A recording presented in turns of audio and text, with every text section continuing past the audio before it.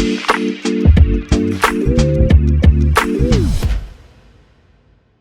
back, and now it's like, it'll be October 21st when people hear this. So October 21st, 2022, feeling fully recharged, ready to roll, ready to get things out there again. Like, I mean, I don't know. I'm just excited, Feels good to be excited again because I haven't felt that feeling in a little bit.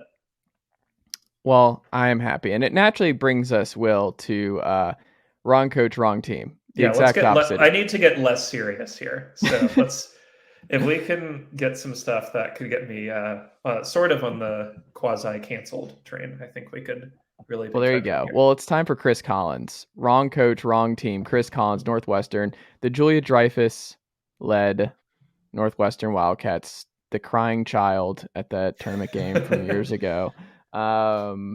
Just kind of, they're okay. 70th, I think, in KenPom last year. You're like, what are my expectations for Northwestern? Like, what is it about Chicago that Northwestern and DePaul just can't ever get it together in that market? But I don't know. Is Chris Collins at this point still the right guy for you at Northwestern? Where are you at with him in this program, the direction of the program? This guy needs to be fired. Today, he needs to go. I'm sorry. Number one, first off, very tired of former Duke assistants because we are at a point where like none of these guys work out. Because shockingly, once you're away from Coach K, an all-time great, you kind of lose the juice. It's sort of how it was with Saban forever, right? And kind of like how there's not really many Urban Meyer coaching tree guys working out. When you're separated from the all-time great, it doesn't really work as well on your own.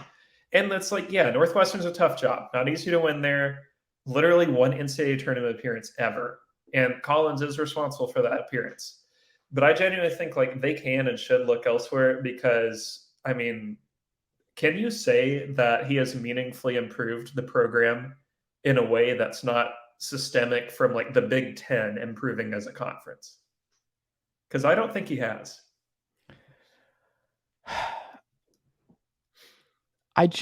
What do you want Northwestern to be? What is the path to Northwestern being a better program than what Chris Collins was able to do to this point? Is there a path up? Is there a certain guy in mind for that market?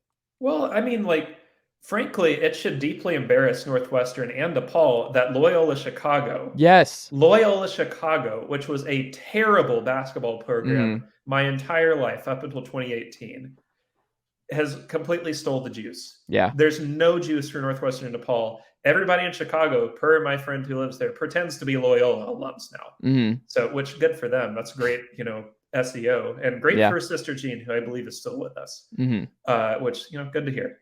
But it's like, one, the Loyola thing is there, but two, if they were in a conference where they had like meaningful problems like with academics, like, you can't get kids in the door because of academics. Northwestern is a really good school.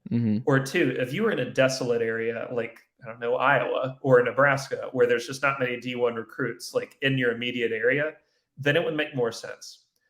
But we're in a conference here where Michigan, which is one of the most prestigious public universities in the States, has had one of the best basketball programs in all of the sport for 10 years now.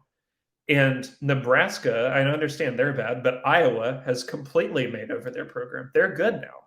Like Minnesota is going to be, more interesting this year. Penn State is on the up and up. It's not impossible to be good.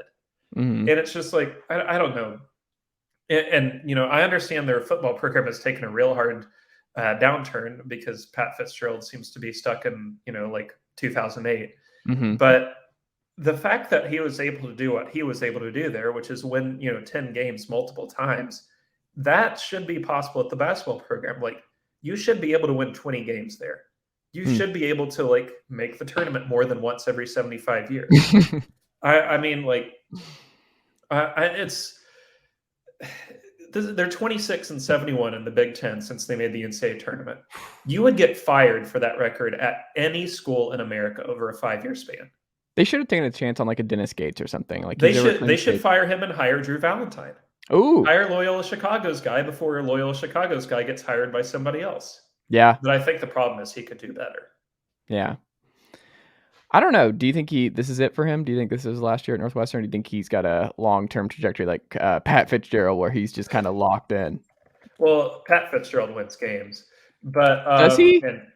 well, he did He has not at won a one Big point. Ten game this year. The last 3 years of Pat Fitzgerald have been awful. That's true. Well, Like, they were in the people forget they were in the very fake and not at all real Big Ten title COVID game.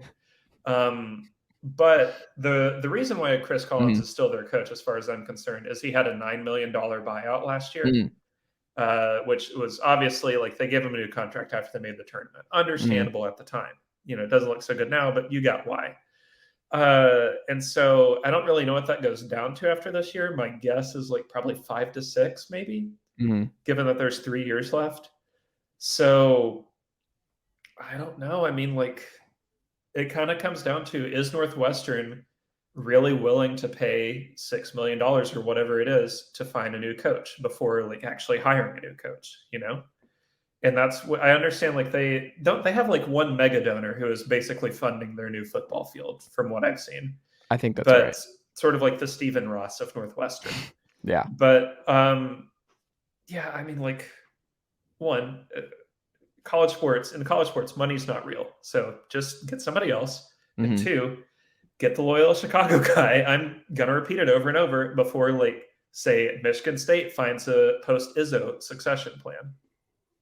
He's trying, man, with the what he's saying out loud. Tom Izzo is just out here like, please make me retire, with every comment that please make.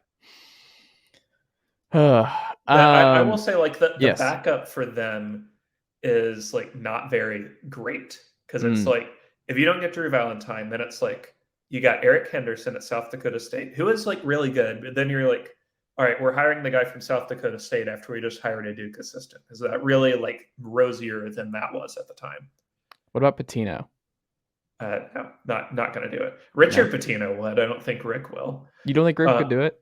No, I think Rick might be set at Iona. Okay, he's just chilling at Iona. Yeah, it's kind of like living in Aspen or what.